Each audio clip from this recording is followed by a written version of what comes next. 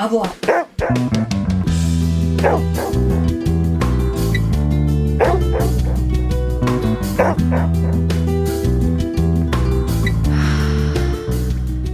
All right, welcome back, everybody, to another episode of FitPet Boston Talks. My name is Leah Lori, and I am the host of the show. Thank you for sticking with us, though we have taken a little bit of a hiatus from the podcast, and this podcast is going to be a weekend release. So thank you for joining us at the tail end of your weekend. If you're listening later on during the week or very distantly in the future, thank you for tuning in. We really appreciate your listening ear and the fact that you have decided to spend a couple of moments with us discussing dogs and just current happenings of what we've been up to in the last month, because it's been about a month since we released an episode. So if you're new to the podcast, historically this show has interviewed local Boston area dog handling professionals, and we have chatted about our lives, dogs, and careers. More recently, Lori and I, we're both dog trainers and handlers, have been sitting down and talking with one another about specific training topics, handling topics, talk about food, we talk about habits, and just generally what it's like to own a dog. And hopefully you can pick up some tips and tricks from our stories and experiences along the way. So, Lori, what have you been doing? What's been going on? I've been working. That's all I've been doing. Yeah. And it's hot and disgusting. Or it's pouring rain. So it's hot, humid, or pouring rain. It's hotter than a snake's ass in a wagon rut. Leah comes home every day, dizzy and dehydrated. And I'm like, I wonder how she makes it through the door. She drags her lifeless body through. I feel like I smell like a dog 24/7 until I take a shower and then collapse. I'm sure that every dog person feels this way right now. We're gross. We're dirty. Yes. The Olympics are on. The Olympics are on. That I've been looking forward every day to seeing the Olympics and seeing what has transpired while I've been sleeping. I love it. Yeah.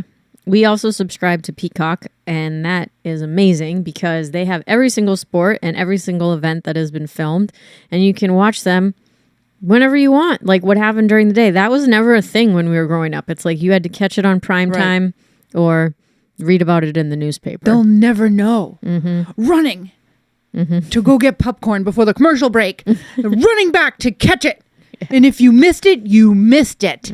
Thank God for replay, but you didn't see it live. I know. Loser.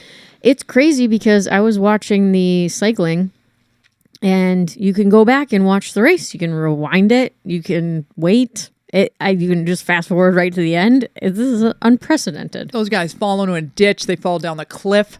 Then they get their bike. They get back on the road, and they finish. Yeah.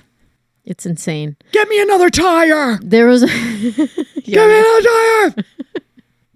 And then Simone, like, who's doing those flips? They're like, she's doing the double pike biles number 2 around the world, swing it around, up your button to the right, swing, swing, swing, and plant the feet. Look at how she stuck the landing. I love it. I know nothing about the gymnastics, so it's like when they're saying, oh, she did a blah, blah, blah. I'm like, she didn't fall. 10 out of 10. Yeah, I'm like, ooh, 10th of a point. Her foot went out as I lay there in my bed judging. It's like, it's a 10th of a point. 2 feet go out. 3/10 of a point. Penalty. I really wish I understood the sports a little bit better. I feel like it would make the viewing experience that much better. And if you watch the replays, there's no commentary. So it's very odd because you're watching everything live. You know, you're waiting in between the events because there's a bunch of dead time that gets edited out when you watch it prime time. So, you kind of don't know what they're doing because it just says what the event is in the bottom corner. I was watching the decathlon or something, and it's just interesting to watch it without any commentary. So I'm like on ChatGPT being like, what are the rules for pole vaulting? to try to figure out what's going on. But it's been really fun. Or you think something looks so beautiful and they're like, ooh. Her feet were separated. Her chest was down on the landing. And I'm like, wait, is it acceptable for her to hop? Can she hop? I don't know. But I like it. Something to look forward to. You know, like, I don't know. It's just a little thing. It's a little happy in the day. I like watching the Olympics. Me too. I do. It's just like, it makes me cry, especially in the bike races towards the end. I didn't see you crying. Oh, I get teary-eyed. You get a little emotional? Oh my God, yes. Oh. Yes. It's very Nathan Lane. And it's very hard for me to watch the gymnastics. I am constantly worried they're just going to crack their head open at any moment. Leah does. This is too much. I'm getting anxious. This is too much. I don't know if she's going to land. I'm fascinated by it. It's incredible. It's like otherworldly what they can do. That hoppity skipping, I would have cracked my neck. Just wheelchair me out. Put me in a stretcher. Oh, when I go to my little jujitsu classes, which I never do consistently, you're supposed to do somersaults at the beginning. Yeah. I literally look at the instructor. I'm like, I'm going to break my neck. So like, it's my goal to just do a somersault because I'm so worried about like going ass over tea kettle and twisting something or hurting myself. Yeah. Like if I walk in a straight line and don't walk into a wall or fall into a trash can, it's a good day. Yeah. It's incredible. I've been thoroughly enjoying it. So anyway, dogs. That's what we're supposed to be talking about today. What's been going on with you, Lori? You had a very exciting photo shoot to piggyback off of our Olympic theme. Oh, yes. It was, sometimes if I get a thought in my head, especially when it comes to pictures, I don't know why I'm just not a dog photographer, to be honest with you. Me neither. Because it thrills me. And if I'm having a bad day, I'm like, oh, we should definitely do a photo shoot, or maybe I should put my dinosaur costume on, which I'm sure I'm not the only person that thinks that. I'm sure that there's someone else who's like, today I'm a little sad. Let me go get my T-Rex costume. I have a unicorn one, but it doesn't fit as well. But I digress. So I was like, I'm going to get an Olympic shoot of all the dogs that I'm taking care of right now. So we had the categories of weightlifting, hurdles, and swimming. And God bless Buddha, because we are not competing, but he wore those goggles like a boss. And he wore a towel, and he was in the pool. And very Michael Phelps. Yes. Very Michael Phelps. I mean, Lady Rottweilers everywhere. Yes. Should be swooning. Swooning. The lab pictures, so Americana. You know, the black lab with the goggles and the American flag in the back. I happened to find, as I was coming back from the gym, I stopped at Walgreens. They had a USA flag. It's not a flag. It's a pool floaty. It's a pool float. But it has those perfect little ropes. It hung right over the fence. I couldn't have asked for anything more. It was low budget. You really couldn't. But fabulous. And I love having color on the back of the fence because we take a lot of pictures in our yard and we have the privacy fence, the white fence, and it's not a very nice background. Leah doesn't like the background, and if your dog is a different color than white, I think it really pops. So anyway, we got great dumbbell photos. Ruben hung on. Meanwhile, I have not been competing with Buddha. So usually we'd come on here. Every time we'd be on a podcast, Leah would say, well, Lori, what did you do? And I'm like, I went to 20 rally trials and yeah, but nothing. No rally trials. I haven't been doing any obedience. I have been trying to train Buddha every day. Which you've been doing. Like here and there. I've been working on my send-outs mostly. I've been working on command discrimination. Your send-out looked really good. We practiced in the circle the other day. I've been putting the bite sleeve in the middle of the circle because we live at a dead end on a dead end, and I've been putting the bite sleeve in the middle. And I get beautiful healing because then I will put him in a stationary behavior, walk into the middle, and then I'll give him a bite. And so that always makes him very happy. So I don't know what I'm doing. Maybe we'll do something in IPO. I don't know. I thought I was going to do it in the fall, but I've been working a lot. I've been taking care of other people's dogs, and I haven't been able to dedicate as much time to my own, mostly because I'm exhausted. Yeah. And I think I don't know, like the bug isn't in me like it usually is. In September, we go to the Cape and we usually compete in the cluster, cranberry cluster over at the Cape. And this is the first time in 4 years I will not be competing, not even to do a bumper leg. And I'm okay with that. If you want to bring Ruben in there and run around a little bit with him and rally, have at it. No, You know he won't listen to me with you around. That's true. Yeah. But I'm going to bring Big Boo. We're going to walk around. We're going to be spectators. Yeah. And I will not be nervous. Mm-hmm. I'll be cheering everyone else on. I'll be the one with the paralyzing nerves. Yeah. So with my little photo shoot, that made me happy. I got all my pictures. It's on the ABC Dog Training, at ABC Dog Training on Instagram. At Therapy Dog Buddha, because we took a few shots of him. GQ quality, if I do say so myself. I thought they came out marvelous. And you collaborated with me at FitPet Boston. Mm-hmm.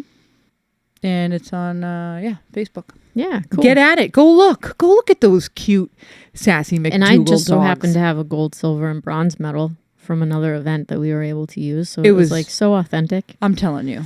I was just thrilled. Mm-hmm. It's the little things. Because, is. you got to break up the monotony. A lot of playing, a lot of brushing, a lot of grooming. Mm-hmm. I think I was grooming for 6 or 7 hours. I don't know how groomers do it every single day. I'll usually have a whack-a-mole grooming day every once in a while and some randos here and there, but never that many hours. Whoa. Yeah, I've been grooming as well. I have labs on my walking schedule, and I have them on a schedule, and they all hit me in the same week usually. So some nails, some groom, a lot of shedding this time of year with our own dogs and with other people's dogs. So please brush your dog. If you need grooming supplies, you can go onto my website, fitpetboston.com, and I have an Amazon store set up there. And we have our essential grooming tools if you're interested in what we use. And I think what we use works pretty good. And there's a lot of gimmicky stuff online when it comes to any type of dog training equipment. Whether you're buying a leash or whether you're buying a bottle of shampoo. It was so funny because we had Renee Ryer on the podcast a couple of times, and she pretty emphatically said she doesn't like to use oatmeal shampoo, right? Because it dries out the skin and the hair.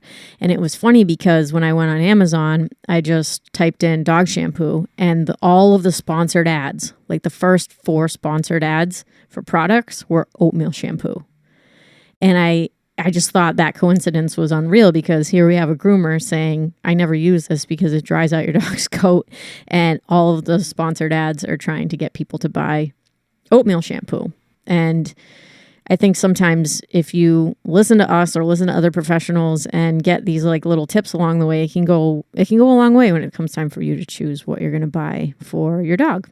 So anyway, there's a couple things on there. If you're interested, you can click on the link. And it's been nice because we normally just send out links to our clients after a lesson. If there's a product or something that we want them to purchase for their next lesson. And now I have it all organized in the same space. And we get a little bit of a kickback from Amazon for doing that. So it's so easy. Mm-hmm. I'm just go on the page, go it's on right your there. little grocery list, your shopping list. It's right there. And these are the things we recommend. I got a really nice clipper. Yeah, I should send that to you. It was a $40 clipper. I freaking love it. I use it for toes, little hairy toes. You need better grip.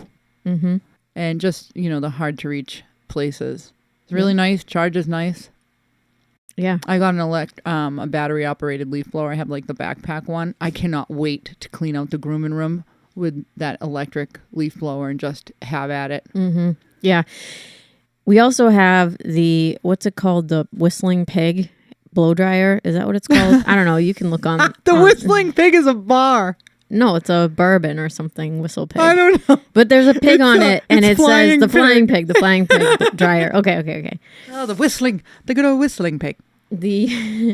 So anyway, I use that to clean my car more than I use a vacuum cleaner because you can just blow all of the hair and it goes somewhere into the ether, and it is wonderful. So, yeah, I was blowing out my car with the leaf blower forever.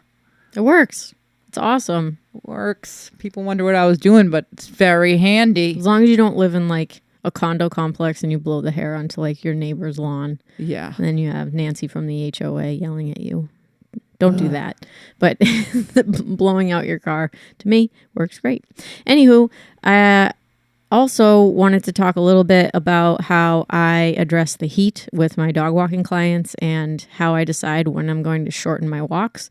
So I follow an account on Instagram at GunDogDoc, Dr. Joe Spoo, who's also heavily associated with the retriever training that I am part of the online retriever training group. And he did a little online webinar for us, which was amazing. I've done his first aid kit assembly course online, which is free if you want to go check that out. But he's a really cool guy. He's a veterinarian.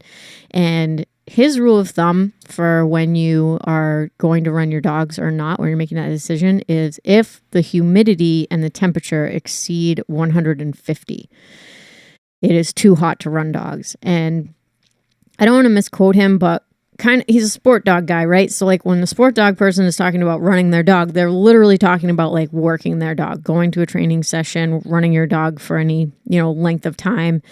You want to consider not doing that if that heat plus humidity is over 150. And what I do is I use that rule of thumb. And if the heat plus humidity is over 150, I just do bathroom breaks or I'll do short walks. And sometimes you might think like, oh, we're totally cool. It's 80 degrees. But if you look and you see what the humidity is and you see that the humidity is 75, it's just too much. And you'll notice that even though like the air temperature might be a little bit cooler, your dogs are kind of suffering. And I, in fact, suffer as well because I can't breathe either when it's 80 degrees, but the humidity is like, 70, 75. So that's served me well, especially this year, making those decisions because we have had such a bad heat spell. It's just been like really hot and really humid every single day. And also on my dog walking schedule, I now have a lot of senior dogs because I've been at it for a while. And the other day I was walking, I think I was walking Stanley, Blitz, Tucker, and Leo. And like, that's 3 10-year-old dogs and like a 4-year-old dog. And it was 90 plus degrees out. And I just looked at them. I'm like, yeah, we're going home. So that's how I make those decisions. To each their own. But for me, I really don't want to be out with dogs and have something happen when it's very easy to prevent. So that's how I manage it. And hopefully that gives you some information and you can make good decisions when it comes to running your dogs in the heat. I don't know if you want to add anything to that, Lori. No, I've had the dogs out playing, or we'll do like a short stint of something. Like we're, especially for my, photo shoot, we're doing hurdles, and I'm like, oh, let's do the A-frame, and I'm running around, and we're teaching them this and that, and they were having fun then, if I can engage them. But they're like, they're walking back to the door to go back in. They're so tired. They're drinking so much water. Mm-hmm. That's another thing, guys. If your dog's like, if you have young puppies and they're having an accident where they don't usually I said, hey, it's a really hot day. Has your dog been drinking more? Oh yeah, the whole bowl. And like, they have to go out more. They're drinking the whole bowl. When we say go out, it's not go for a walk. It's like just go out and go pee and then come back in the house. I mean, sometimes you're lucky they drink the whole bowl and then they throw it up after. That's the bonus. That's the bonus. It's really slimy. And then you try to pick it up. It's just moving all around. Mm-hmm. Yep. Dustpan, people. A dustpan. You swoop it right up. I'm telling you. Invest in paper towels. Drop it. Mm-hmm. And another thing that I've dealt with when it's hot in my own personal dogs, something that I dealt with my little Raven a week ago, is swimmer's tail. So sometimes a dog can sprain their tail and their tail will go down, usually at one of those vertebrae joints. And it's a sprain, just like anything else, or any other muscle rather, and their tail goes down and then it doesn't go back up unless they rest. And they call it swimmer's tail because dogs usually get it from swimming in the water. And it happens, oh my gosh, people will say, I don't know what happened. I was in New Hampshire at the lake house and a dog was in the water all day. And if the dogs really love the water and they're swimming all day, like, yeah, they might get swimmer's tail. I've never gotten it from swimming my dogs. Both of my dogs have gotten it in the summertime when it's really hot. And it has happened both times, both with Ruben and Raven. After we do a field run, I come back, they get out of the car crate and their tail is down. So luckily, her tail bounced back pretty quickly, but she was definitely in a little bit of pain because she was kind of chewing on it. She was like, what the heck is going on? It doesn't feel so good. Yeah, So- I could tell that she didn't feel great. Yeah. And I had asked her to sit, and I was like, I said, is it hurting to sit a little bit? So I left her alone. Sometimes if your dog has that, people who have dogs and have faced it before, they'll sometimes let it ride, but a lot of the times it's advised to go to the vet and they give you a dog approved painkiller. Remember, your dogs can never have your painkillers. You have to go to the vet for that. And they'll usually give carprofen, an anti-inflammatory, just to ease the pain a little bit if your dog is hurt. Yeah. Ruben had limp tail for like 3 weeks. Yeah. And after the second week, I started getting worried. So I brought him in and they did an x-ray and they were like, it's fine. It's just, bad sprain. And, it did go back up, but it took a while. After a Frisbee session in the heat. And I came home and it went down and never went back up. I felt so bad for the guy. Well, Raven's is most likely because she runs like her ass is on fire constantly. So, yes, she does. Yeah. She does. And we did a lot. Should I share about my weekend? Sure. You probably need to get it off your chest. Yeah, okay. So it's Sunday and we were supposed to, we went down to Thompson, Connecticut on Friday and the lab club was doing a flyer day. And what that means is we do the field training with live birds, with live fire. And it was wicked hot on Friday. She hadn't been feeling good for the week. And to be honest with you, I had committed to volunteering and taking photos for the event. Had I not done that, I might not have even went just because, again, it was so hot. It was a training day. It wasn't like a competition or anything. And I know that she hadn't been feeling that great. So went down. It was just, guys, it was I was losing my mind. It was so hot. I think everybody was. And she did not perform well on the field. She really didn't. It was a tough day. And one of my friends put it perfectly. She's like, when her light bulb is on, it's on. And when it's off, it's really off. And what you want to do is try to get that light bulb to stay on all the time. And what she was referring to was Raven's, when she goes to pick up the bird, she's not super committed to bringing back that, recently alive, floppy bird. It's hard. They are heavy. Yeah. And she does really well on dummies and decoys and on frozen birds, no problem at all. But she's a little bit of a late bloomer on the live birds. And I think a part of that is a natural thing for her. And part of it is probably training. And then probably another part of it is maturity and just kind of waiting and continuing to put her in situations where she's going to be successful. And I put her in a situation where she was not successful. And there were a lot of elements that made it really difficult for her. One of them was the grass. It was really tall. It was waist high grass. Every picture that I was getting, it was just dealing with taking photos with that grass. Some of them just looked flat out silly.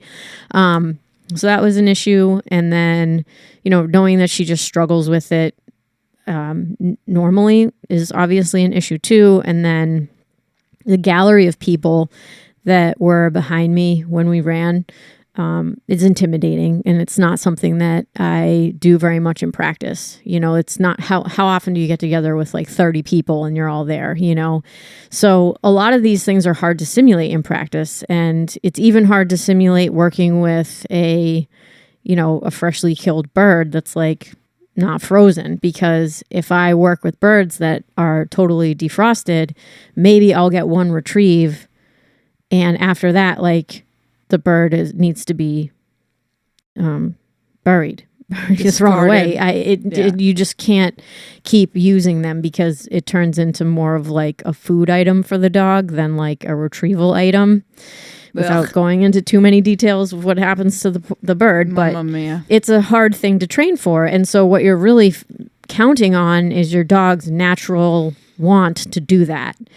And whenever I've put her in this situation, she has performed very inconsistently. So for now, I was supposed to go down yesterday and do a working certificate, which is just testing the dog on their natural ability. Tell them what they do. So they do one, first of all, like it's kind of like a hunt test, but there's less rules. So your dog doesn't necessarily need to be steady. So when your dog is next to you and they see, the bird go down, they don't have to wait for you to release them. And then they don't have to even really retrieve the bird all the way. They just have to show drive to go get it, pick it up, and bring it back for any length of the field. You can run back out and encourage them to come back to you. Like there's no rules. It's just really testing like their natural ability to want to do the type of work.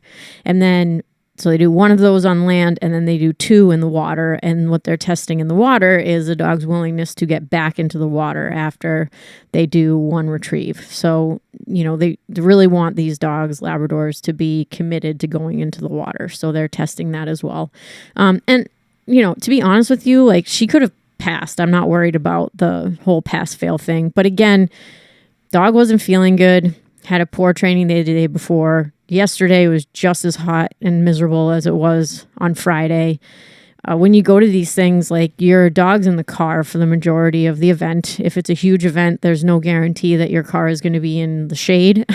You have to get there early, and dog people get there at crack of dawn. Like if you're getting there early at 6, and it's like, how are you guys here? I got here the earliest I could get here. Yeah. And then you're there until 4 or 5 o'clock. So for me, I was like, you know what? I'm not going to do that. And I called up my buddy Carlos. We had a discussion about it. And I just basically said, you know what? I'm going to take any type of testing or stressful training situation out of my schedule. I'm not going to worry about it at all with her. And I'm just going to focus on getting to the Retriever Roadmap practices with him and our group, which is a really amazing group of people. And we'll just spend the next year or so continuing to build up her confidence. And I'm not going to put any pressure on myself or on her to do any testing or anything like that, which is kind of a relief, to be honest with you, because it's just a lot. Like everything I just described with you committing to an event like that and then preparing for an event like that. And then if your dog's really not that ready, putting them in a situation where, they could fail. And it wasn't a total bust. She did retrieve on Friday, but it wasn't, not all 3 of the marks were a total success. And I would really want them to be, clean in order to make progress. So anyway, that's what happened, and live and learn. I got some great photos of the dogs. There's some really, really cool dogs there. So that was nice. But that's kind of where we're at. And well, when you say like, you're going to wait for her to build her confidence, I mean, it has a lot to do with us too. So while we're waiting and building our dog's confidence, we're building our own, I remember with the CDX, I said, well, he knows everything. So, now is the time to try. Like I think we're getting a 9 out of 10 out of practice. We should go in. And I don't think I think Raven can do it. And I think it's okay to wait for her to mature. I really think she can do it. She wants to do it. Hot. She wants to do it. It's like, but she's a really funny little dog. She really is. It's even when she was learning to swim, she wasn't sure about the water. And it's like getting her into the water was like a huge process. And eventually she did. And now she will go into the water, but she will only go into the water if she thinks that there's work to be done. We could go on a whole walk around the pond and we could be right next to the water and she would never willingly go in there. Whereas, most of the dogs that are competing, they love the water. Like they're in the water before you are even close to it, right? They see the water and they just want to get in. She's like a little cautious. I remember bringing her to a class with another professional, and we were at a different facility, and we walked into the facility, and the instructor said, "Oh, she's very careful. She's a very careful dog. I can tell, just by the way she was interacting with that new space. It wasn't like, oh, I'm scared. It was like, I'm not so sure about this. I'm going to need to be walked around a little bit before before I'm totally comfortable. And the class was awesome. Like, she totally was cool, but that's just her MO, you know. She's just a little bit careful. And so I think waiting for her to mature and keep putting her in situations where she's going to be successful I think she can do it too. Yeah. And I think you can do it too. I mean, sometimes if a day is, you know, somewhat disappointing, not a total bust, like you said, you get down in the dumps. And, you know, I remember having a conversation with one of the other people that we compete with all the time. Why do we do this to ourselves? Why do we do it? And I'm like, well, because the winning is so great that we'll put up with these little issues along the way or these disappointments. And no matter what, I mean,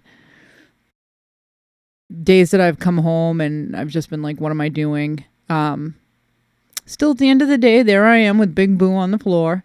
And, you know, I got my arm around him. And he's still my dog no matter what. What am I going to get pissed off because he didn't do, you know, he didn't retrieve the dumbbell from far away, come over the jump, sit perfectly in front of me, and then spin to the left? Like, you know, because at the end of the day, I'm just so psyched that I have this dog that I, you know, love so much. So we try to keep that going. And then I got nervous because Leah had this thing on Friday with the ducks, and Thursday is when Raven wasn't feeling well. Yeah. Now, I know Raven's thing. When she has any kind of GI distress, she has one hit of it. She's usually fine. Sometimes I'll dose with some medicine to get her going. But in the meantime, I know she's lacking carbohydrates because I'm removing food to like stop her up. And I was like, oh man, she's going into this hot weather. Even though I can stop her up and I know she's usually a one-hit wonder if she has like a bathroom issue, I was worried about her energy level. And in the heat, like everything coupled together, the fact that, you know, and you bust your ass all week and it's been so hot. I got to tell you, whether I wanted to or not, I think maybe we should just realize that sometimes we got to pull our dog. And then you did. You pulled Raven for Saturday. And I was like, I felt bad because I was like, oh man, if she goes, like, I think that she could get it. But I was like, she's sick and the health of the dog comes first. I remember Nat being so sick, Nat, a Rottweiler. And this dog is always on point. And it's so hard because sometimes you'll wait a year for a Schützen competition. Mm-hmm. She was sick, man. We had to pull her. She had such bad diarrhea. She just didn't feel good. And we were like shoving, like at the time, they were like energy bars for dogs. So we were like giving her that, but she was sick. And I was like, yeah, we're going to pull her. She's sick. I think it's okay for us to realize that dog comes first. Yeah, they're not machines. It's not our plan. You know, it doesn't always go to our plan. Yep. Yeah, and it's a tough thing. And the other thing is you can't compare yourself to what other people are doing as well. And I think that's the biggest thing for me at these hunt test type of venues and whatnot. Like, just because somebody else is leaving their car in the sun with a shade cloth on it and they have 4 dogs in there and their dogs somehow survive doesn't necessarily mean that that's like the best move. You know what I mean? So you have to, I'm going into a situation. I don't know everybody or what they're doing. I can't compare myself to anybody else's dogs, their performance, their person, their personality, nothing. I just need to know what's going to be the best for me. Because I'm new at this too. So I'm trying to kind of weigh all of the different elements and just realize that, you know, my dog is my dog. She's not everybody else's dog. And there's a standard, but, if she's not feeling well or needs to be in a less stimulating training environment in order to build up that confidence, like, that's totally fine. So I feel good about that. And I feel very lucky to have the Retriever Roadmap people to train with because, again, I am new at this. And it's just a totally different world of dog training. There's a lot of like really old school style dog trainers and methods of training that are very antiquated. And there's a culture that, really does need to be changed. And I feel very lucky that I have a group of people to train with that are more modern in their approach and very humane when it comes to the treatment of the dogs. And, I had like 5 people send me those crazy videos this week of the retriever trainers that were doing terrible things. And I was like, yeah, I don't really know anything about this because the group that I train with is like pretty amazing. But, it's out there, and recognizing that I have a very cool group of people and very supportive group of people has been really great. So that's been fun. Yeah, I think in the long run, if you're surrounded by good people, then you're going to be all right in the long run. And that's what that comes down to.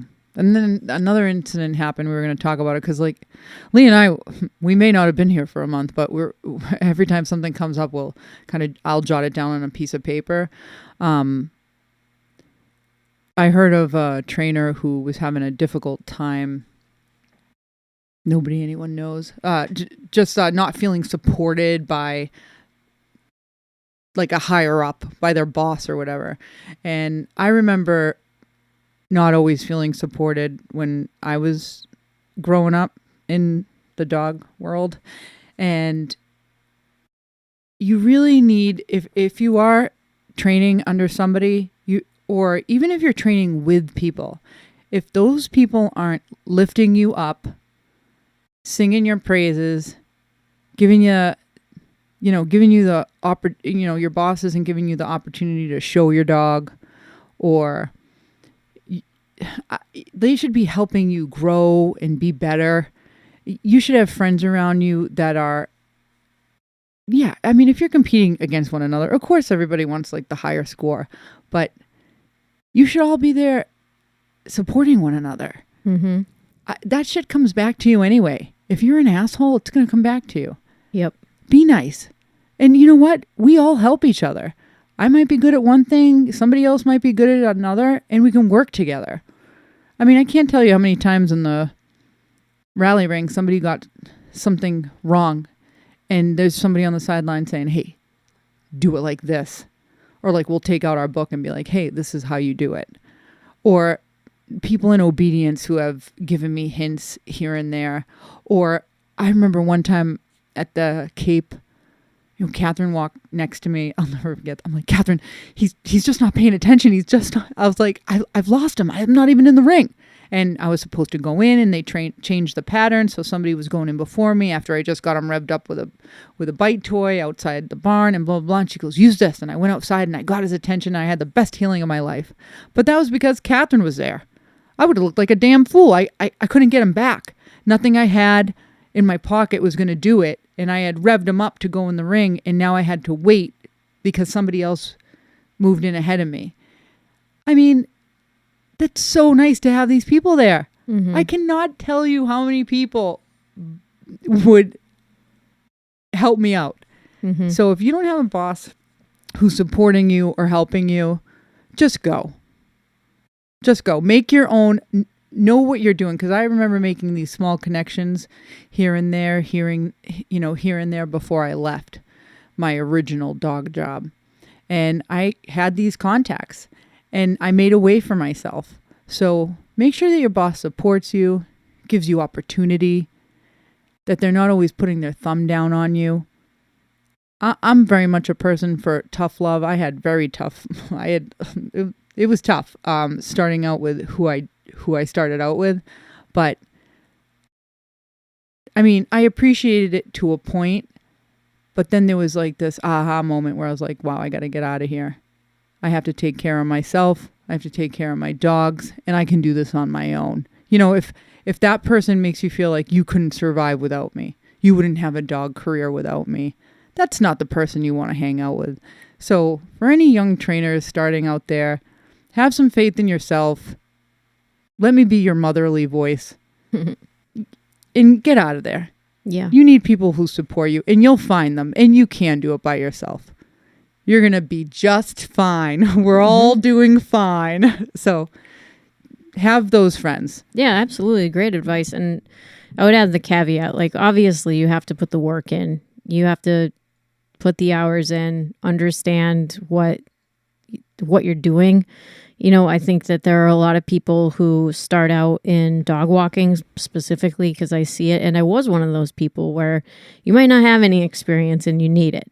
So I think it's important to balance your level of experience, how many dogs you've handled, how many dogs you've trained, how many different cases you had, but then also realize that if you're putting that work in, you've got a good work ethic and you're working hard and you're seeing results, again, like what Lori said, you should be in an environment that supports that. And to me, I always try to be the person that is achieving things on my own personally with my dog and not looking at others' failures as a way to lift myself up. So I don't want somebody that's next to me competing to do poorly so it makes me look better. And there are people out there that are like that. There really are.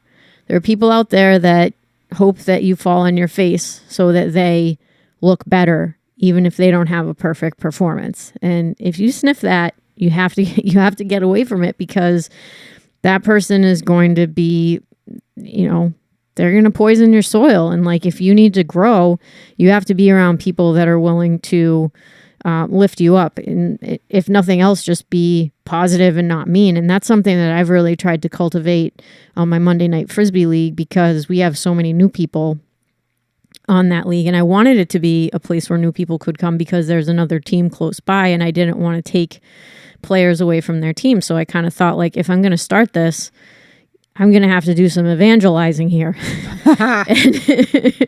And I did, praise the Lord. And, and a big shout out to Melissa, because she's brought many people onto that team through her job and her friends. And some of our clients and friends as well have come and tried it out, and it's been fun. But it's a place where after we're done playing, there are people out on the field afterwards working on something with their dog. Or I'll say, hey, let's work on your throw.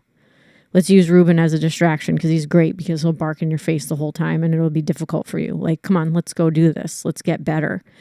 And it's awesome because, again, like, people are showing up early.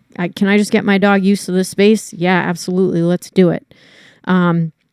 Just people that don't have a disc dog, like they have an off breed, but they're working really hard every single week and making progress and seeing the progress and like enhancing their relationship and their training and everything like that. And it's really, really fun. And then on top of it, we're actually competitive. Like, we actually get good scores, which is a nice surprise, because to be honest with you, I wasn't expecting it. I thought we were just kind of get out there, have a good time, and if you want to be competitive, you can, but if you don't have to. But it turns out like everybody's doing really well. I know. I love seeing the scores. Yeah, Ruben and I didn't even make the Super 8 this week. I'm going to make it. We weren't even one of the top 8 scoring teams on my own league. She's like, okay, that's enough learning now. That's enough. Never. You know what I was thinking too while you were speaking? I thought, man, I can call Claudia, Steve, I can call Catherine, I can, message Pat, and they get back to me so fast. Anytime, that you have a really great person when you can text them and they get back to you lickety split. I freaking love that. Yeah. I love it. And I love a good phone call, because we don't do that anymore. And we're so, like, all of our buddies, me and you especially, if we're on our way somewhere or on our way back, we're on the horn. We're on the horn. Oh my God. Did you see what I did? Oh my God. And we're like, you're going to do great the next time. You're going to do great the next time. What the fuck was that? We're going to stay really positive. Okay? It's going to be great. The next time's really going to be great. But it's nice to like have those people. So guys, they're out there. Dog trainers. If you don't have those, you can call them lickety split, and they call you lickety split back. They're just not your people. And you'll know if you're a tool. You'll know if you're in the dog world and you're just not putting in the time, or you're sucking, or you're too sensitive. Don't be too sensitive. You'll realize it. And then you'll say, let me give it a shot. And as far as finding a good dog trainer, how long have they been in business? Do their customers like them? Do you look at them and you want to peel off your skin when they're talking to somebody they're training? Like, if somebody is talking in such a way that it makes you die inside, maybe not the nicest person, right? You need to have good bedside manner when you're talking to dog owners here. You can't constantly be walking in there putting them down. Yeah, absolutely. So that's how you can judge finding a good mentor. And like I said, if I made it out of what I was in, I'm sure everyone else will be just fine too. Just make your little connections. Have a good personality. It'll all work out. Yeah, keep your circle small. Find people that are going to support you in whatever endeavor you are in. I guess we are speaking to those of us that would be our peers. Yeah.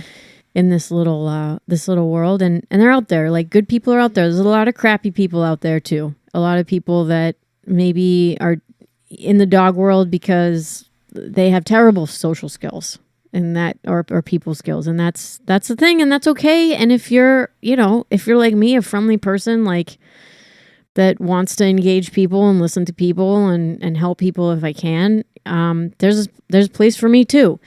But I do agree with Lori. Like, we're very blessed with our little network of friends that we compete with regularly, and it's been really nice to be able to learn new things, because ultimately, even though we've been doing this for a while, compared to like our teacher, it's just a drop in the bucket. Like, some of these people have been around for ever and ever, amen. But then there's Pat still cracking jokes and not taking herself too seriously. However many years later, and you're like, no, it's possible. It's possible to be a good person and do this for years and years and years without becoming a crusty old, curmudgeon. We can do it. I hope I'm not a crusty old It can be done. It can be done. There are examples, and it's great to see. So anyway, I think that'll do it. That was a good little rant, Laurie. How do you feel? Pretty good. Was it a rant? Yeah. Oh.